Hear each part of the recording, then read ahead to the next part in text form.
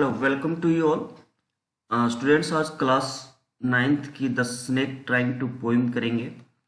और इस पोइम में ये डिस्कस किया गया है कि generally we consider snake as a dangerous living thing, dangerous animal हम कह सकते हैं या रेप्टाइल्स कह सकते हैं।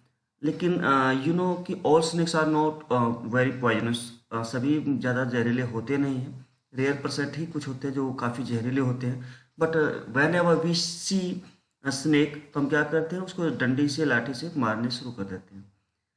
तो दिस इज इसमें जो इस पोइम में एक विक्टिम है जो कि स्नेक खुद है। कैसे इंसान उसको परेशान करता है, even though it is not harmful, वो बिल्कुल पॉइजनस उसके अंदर नहीं है, जहर उसके अंदर वेनम बिल्कुल नहीं है। लेकिन फिर भी वो अपने आप को बचाने की कोशिश कर रहा है और इंसान क्या कर रहा है, उस पर लाठियों की बरसात कर रहा है। तो let's see the poem. Most of us think of snake as a fearsome symbol of death. अक्सर हम लोग ये मानते हैं कि जो स्नेक है ना, वो डेथ का सिंबल है। मतलब कि अगर स्नेक ने काट लिया तो आदमी का राम नाम सत्य हो जाना है। But the snake in this poem is itself a victim. Victim होता है डियर्स जिसको परेशान किया गया है। विक्टिम होता है शोषित वर्ग। तो इस पोइम में जो सांप है वो खुद ही परेशान है इंसानों से। देखते हैं। The snake trying to escape to pursuing stick. अब जो स्नेक है बेटा वो कोशिश कर रहा है, टू एस्केप होता है बचने की कोशिश कर रहा है। किस चीज से? परसुइंग स्टिक, जो उस पर लाठियां पड़ रही है उससे बचने की कोशिश कर रहा है। With sudden curving of thin long body, मतलब वो अपनी लंबी बॉडी को कर्विंग कर्विंग होता है। अब मैं पता नहीं, जब सांप चलता है तो ऐसे कुछ कर्विंग बॉडी बना के चलता है। तो कहता है कि वो अपनी पतली लंबी कर्विंग बॉडी को बचाते हुए लाठियों से बचने की कोशिश कर रहा है। How beautiful and graceful are his shapes. और जब वो इस तरह की तरीके से वो चलता है, करो बनाते हुए भागने की कोशिश करता है, बचने की कोशिश करता है, तो कितना सुंदर लगता है, वो आकृति कितनी अच्छी लगती है। He glides through the water away. वो पानी के रास्ते से, पानी के माध्यम से भागने की कोशिश करता है। फ्रॉम द स्ट्रोक, स्ट्रोक होता है वो हिट, यानी जो लाठियों के उस पर डंडे पड़ रहे हैं उससे पानी के रास्ते बचने की कोशिश करता है। तो देखो डियर, ये एक तो वो सीन हुआ कि स्नेक की सिचुएशन क्या है कि वो उसको कोई डंडे से मार रहा है और वो अपने आप को बचाने की कोशिश कर रहा है। देखो, oh let him go over the water. तभी दूसरा फेज क्या कहता है कि अरे लेट हिम गो, उस सांप को जाने दो, ओवर द वाटर, पानी के रास्ते उसको जाने दो। Into the reeds to hide. Reeds होता है डियर, ये आपके जो पानी वाले पौधे होते हैं उसकी बात हो रही है। To hide without hurt.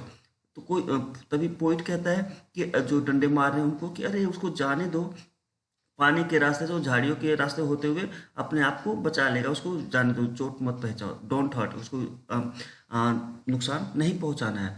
Small and green, he is harmless. वो एक तो वो छोटा है, ऊपर से हरे रंग का है, मतलब कि ही इज हार्मलेस, कि वो जहरीला नहीं है बिल्कुल भी। इवन टू चिल्ड्रन, यहाँ तक कि बच्चों के लिए भी वो खतरनाक नहीं है। वो काफ़ी मतलब उसके अंदर जहर है ही नहीं। देखो सेकंड स्टेज में ये कहता है, थर्ड में क्या कहता है, अलोंग द सैंड। अब देखो यहाँ तक तो ठीक था कि भाई उस सांप पे नजर पड़ गई तो सभी डंडे लेके भागे। फिर पोइट कहता है कि नहीं उसको जाने दो, वो खतरनाक नहीं है। लेकिन इससे पहले क्या था, अलोंग द सैंड ही ले अनटिल ऑब्जर्व। इससे पहले जब उस पर किसी की नजर नहीं पड़ी थी तो क्या था, वो लेटा हुआ था। कहाँ पे? सैंड में लेटा हुआ था, छुपा हुआ था, जब तक कि उसको किसी ने देखा नहीं, बिल्कुल शांति से लेटा हुआ था। फिर उसके बाद क्या हुआ, एंड चेस्ड अवे, तब उसका पीछा किया गया, उसको भगाया गया।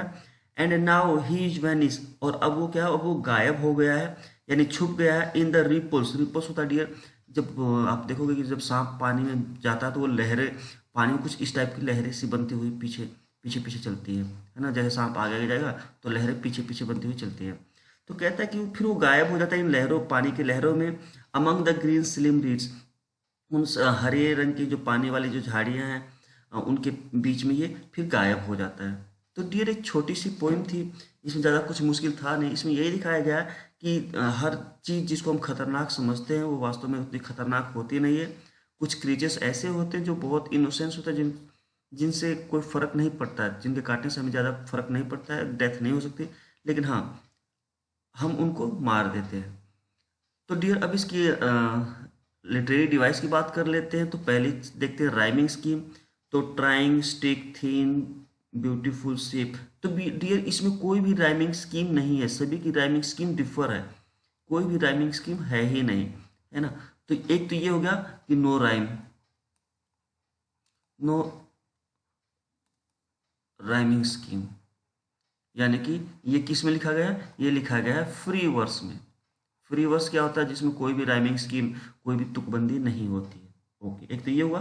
दूसरा दूसरा ये है डियर, इसमें एक ट्रांसफर एपिथेट एलिमेंट है। वो क्या होता है कि मान लो कि हम एडजेक्टिव का यूज करते हैं तो नाउन होता है ना, नाउन के लिए हम एक एडजेक्टिव का यूज करते हैं।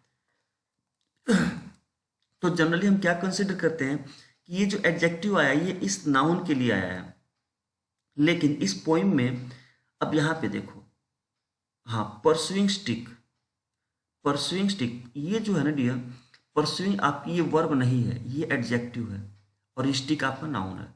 तब देखो ये परसुइंग, ये स्टिक जो है ना, ये स्टिक, ये जो परसुइंग है ये स्टिक के लिए यूज नहीं किया गया, ये जो एडजेक्टिव है ये स्टिक के लिए यूज नहीं किया गया है, ये यूज किया गया है ह्यूमन के लिए, जो कि वो इंसान डंडी को लेके उस पर परसुइंग प्रहार कर रहा होता है। तो ये ट्रांसफर एपिथेट होता है, ट्रांसफर एपिथेट, ट्रांसफर एपिथेट जबकि एडजेक्टिव फॉलोइंग नाउन के लिए यूज ना होके किसी दूसरे नाउन के लिए यूज किया जाता है तो उसको ट्रांसफर्ड एपिथेट कहते हैं। इसको आप नोट डाउन कर लेना। और इसमें ये एक और है, इसमें एलिट्रेशन का भी यूज किया गया है, एलिट्रेशन का भी इसमें यूज है। जैसे हम देखते हैं, देखो he is, he is harmless, ह साउंड है तो यहाँ पे आपका एलिट्रेशन भी है।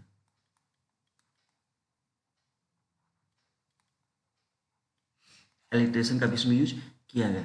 तो ये छोटी सी पोइम थी, उम्मीद है आपको समझ में आया होगा। Thank you very much.